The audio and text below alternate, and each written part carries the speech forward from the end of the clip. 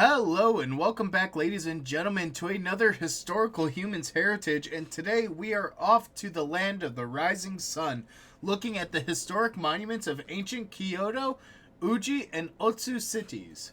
So, kind of a cool one. I don't know if we've ever actually talked about one in Japan so far.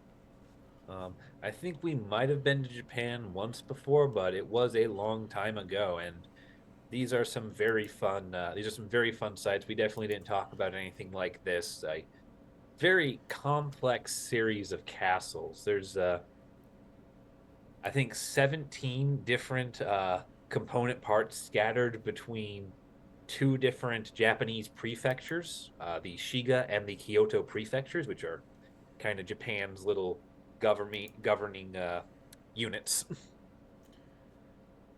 Gosh, And it's yeah, just. this very complex, very beautiful, all built at the same time And it's because just they all. absolutely stunning. Quite frankly, this Yeah, is a go. lot of what I think of when I look at or when I think of Japan. As I think of these castles, the ornate wooden and the wooden Yeah, mat designs, the red archways. yeah. Oh yeah, the like pond gardens. Oh my god, Very. it's beautiful. Yeah, yeah. So these were all built in in and around 1798 when Kyoto was more or less established as the capital of Japan. And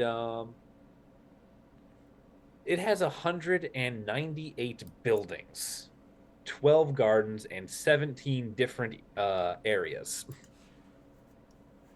Just absolutely It's stunning. I love all the roof work on it, the tiles. massive.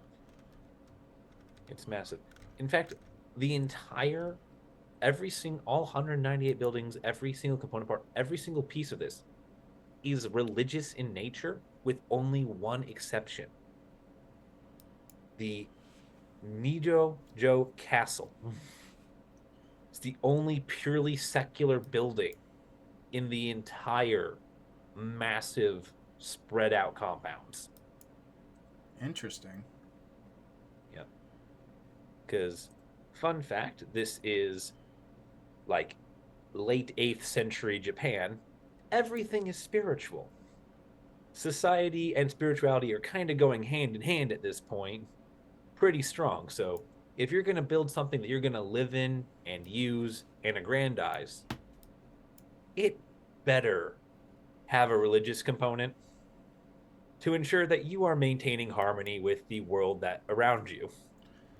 It's stunning. I'm at all awe in the beauty. Like, I hope that at some point in our content creation careers, we're able to go and visit it because this is Mm-hmm. stunning. And actually, kind of interesting and kind of fun fact is during the Second World War, the Americans were thinking about targeting Kyoto. However, because of its importance and beauty, they actually avoided it. Yeah.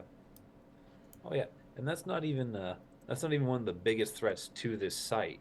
See, almost none of this site is original.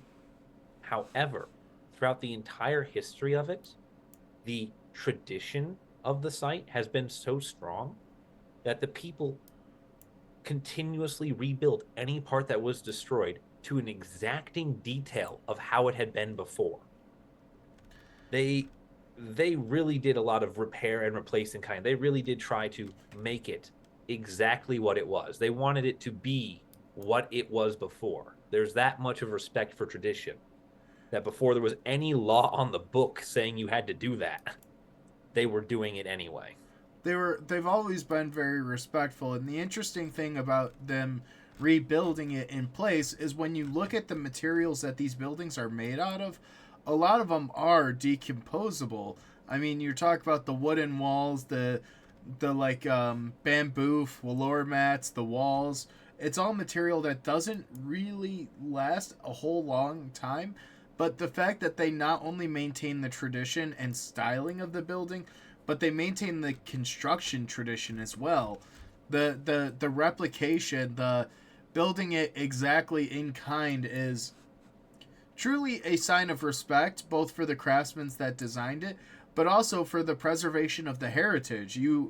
you can only keep tradition alive, you can only keep these styles alive if you continue to upkeep them, and that's exactly what they've done.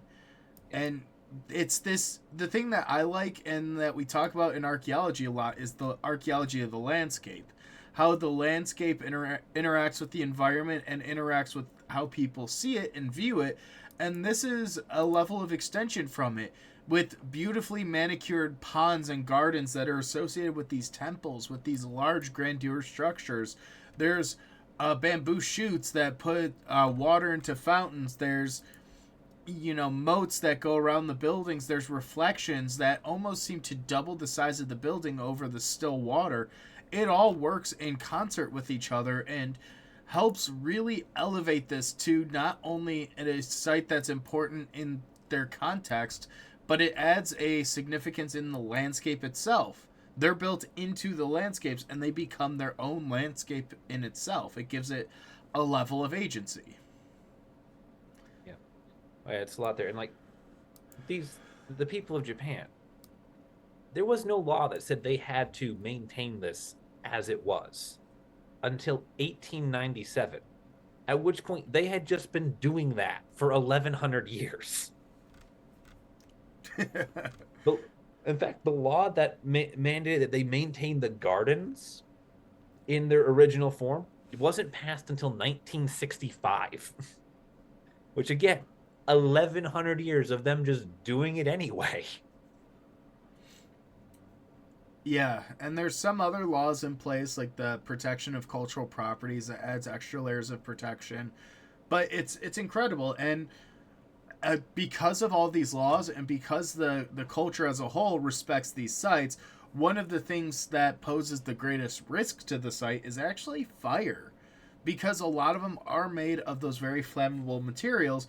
So, as such, the monuments are equipped with automatic fire alarms, fire hydrants, and even lightning arresters or lightning rods for some people. So, it's very interesting to see how they're trying to preserve this, and especially from not only addressing and identifying the potential damages or the potential concerns, but as a way to mitigate it in the future.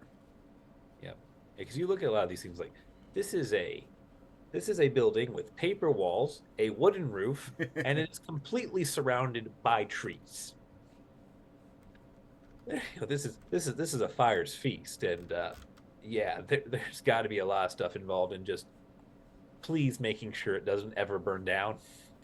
And if it does, they know exactly how it was built, how to do it, how what materials were used, and they'll build a one for one reconstruction in its place. Yeah, yeah, no, there's not going to be any Cathedral of Notre Dame scenario here where we have to give up on some spires or other architectural features because we simply can't rebuild back to where things were anymore. But kind of a cool site, not something we talk about very often, and Japan's becoming a hotbed for American tourism, so kind of a cool place to talk about and to check out, and something I definitely want to add to my list. Yeah. But I think that's actually probably a great point for us to wrap up on this here episode. Let us know your thoughts down below. Let us know if you've ever been to Kyoto, and we will see you guys in the next video.